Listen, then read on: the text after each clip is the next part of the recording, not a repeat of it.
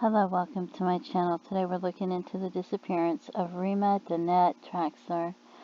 There's a photo of her on the left, and the photo in the middle is an age progression photo of what she would look like in 2010 if she had still been alive. And there's a photo of Joseph Kondro on the right, who was a close family friend and appears to have been her killer. She was only 8 years old at the time. She was born in 1976. Longview, Washington is where she went missing from. She was about 4'3" and only about 45 pounds. She was wearing a tan plaid skirt, a pink shirt, a knee-length coat with about white tights, dark brown clogs, and a rainbow-colored hair barrette. She had blonde hair and blue eyes. She has a light-colored mark across her right shoulder blade. She has a half-inch scar under her chin. Her hair was down to the middle of her back at the time that she disappeared. She was last seen walking approximately 2 blocks from her family's home in Longview, Washington, May 15, 1985. She was coming home from school at the time. She stopped to show a neighbor an art project she made at school. Then she just kept walking towards her home, but she never made it home. Joseph Kondro. He was a close family friend, and he was driving to a local store to buy some beer and cigarettes just before she was last seen and she went missing. There was a photo posted, it says, and he was questioned by authorities when they were investigating and looking into her disappearance, but no evidence was discovered linking him to her case at the time. Her case remained unsolved until he was charged with a 1997 abduction, rape, and murder of a 12-year-old child in that same area. He agreed to a deal with prosecutors in 1999, which allowed him to confess to murdering both her and the other child while avoiding the death penalty. He was sentenced to a 55-year prison term instead. He stated that he knew the password her mother had given her, Unicorn, and used it to abduct her in 1985. He said he took her to a swimming hole in Germany Creek in Longview and strangled her to death. He claimed he buried her in a shallow grave near the location. Investigators searched the area in 1999, but they were not able to find her in that area that he said he had buried her. He was also the suspect in a 1982 murder of an eight-year-old girl. Another one. Because isn't that how old she was? Wasn't she 8 years old? Yeah, so he was also a suspect in 1982 murder of an 8-year-old girl. He died in prison of natural causes in 2012 at the age of 52, and her remains have never been found. So she wasn't his first victim, probably. He was born in 1959 and he died in 2012. He is known as the Longview serial killer. He was implicated in kidnapping, sexual assault, and murder of 3 children in Longview, Washington. 8-year-old Rima Traxler, 12-year-old Kara Red, and 8-year-old, I don't know how to pronounce her name, Chila Silvernails. In the 1980s and 1990s, he confessed to the first 2 murders and was strongly suspected in the third and possibly linked to the disappearances of many other girls in that area before his death in prison by natural causes.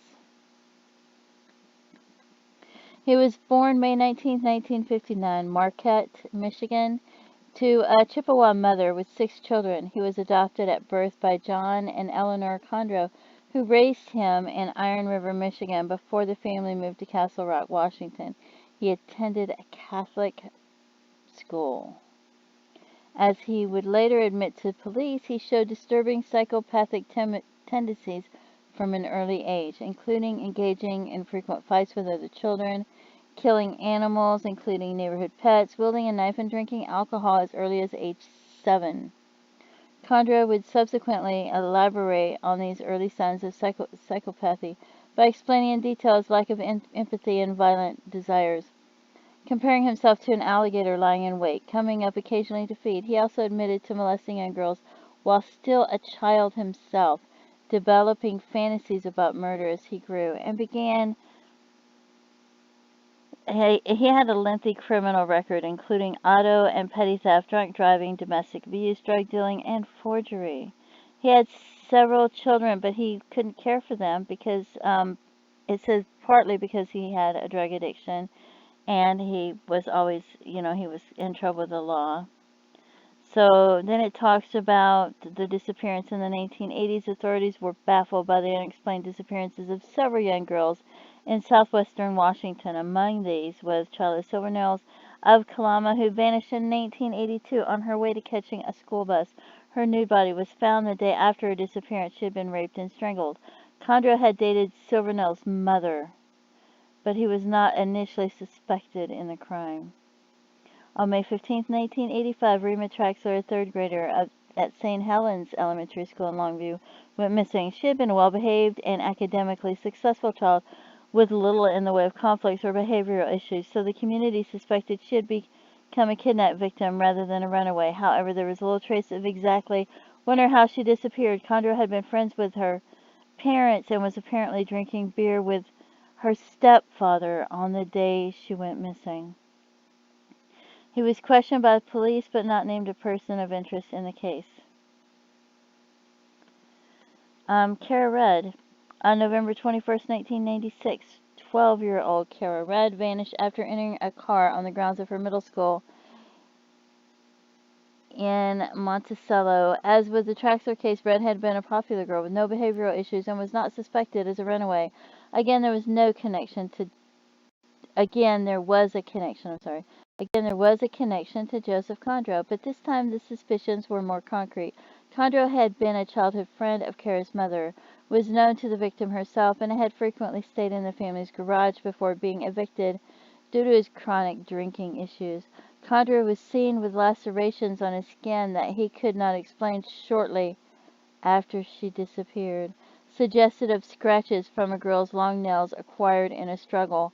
Most strikingly, Rudd had told a classmate of her plan to skip school on the day of her disappearance and was seen entering Kondro's vehicle, a Pontiac Firebird, making him the last person to be seen with her before she disappeared.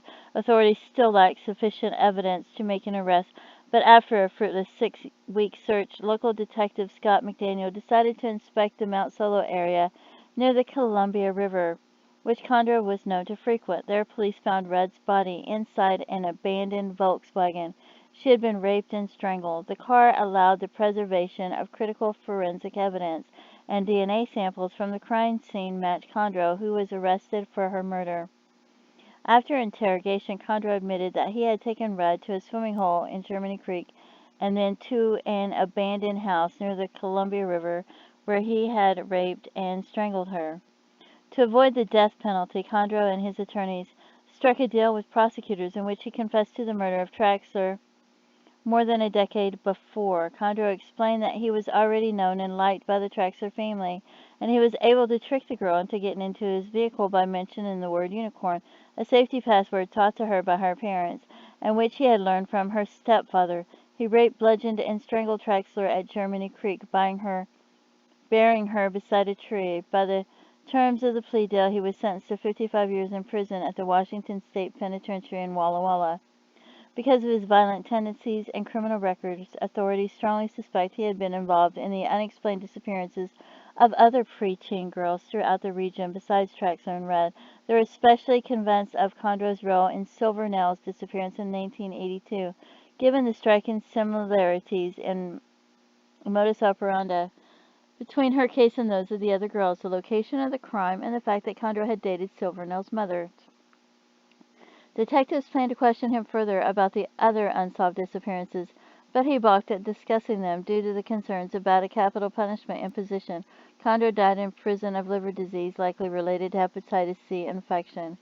Kondro's cases, his victims, and the circumstances surrounding his actions have all drawn considerable attention across print, internet, and broadcast media, not only due to the heinous nature but also to the possible factors and implications in the development of psychopathy and the potential for psychological profiles to identify warning signs and traits of serial killers and violent crimes.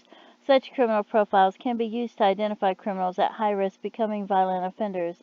expediting both steps to monitor and alter the violent behavior, including in youth detention centers for juvenile offenders, as well as protect potential victims.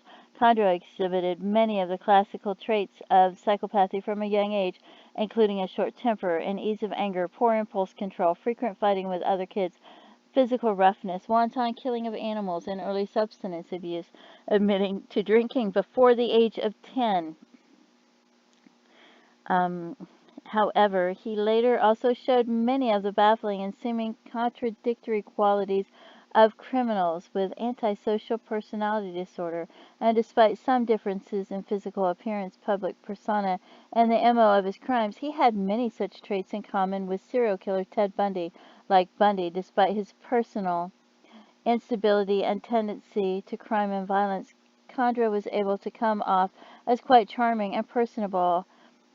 This allowed him to win the trust of those around him, which he used in the commission of his crimes, often perpetrated against the young daughters of his friends. Kondro was also aware of on some level that his actions were immoral and monstrous, even apparently able to emphasize with families' desires for justice. Yet he said he could not stop himself and compared his drive to violent crime as an adrenaline rush. Kondro was profiled by Johnny Douglas of the FBI Behavioral Science Unit, one of the founders of criminal profiling. And then it goes on if you want to read further. And there's the references.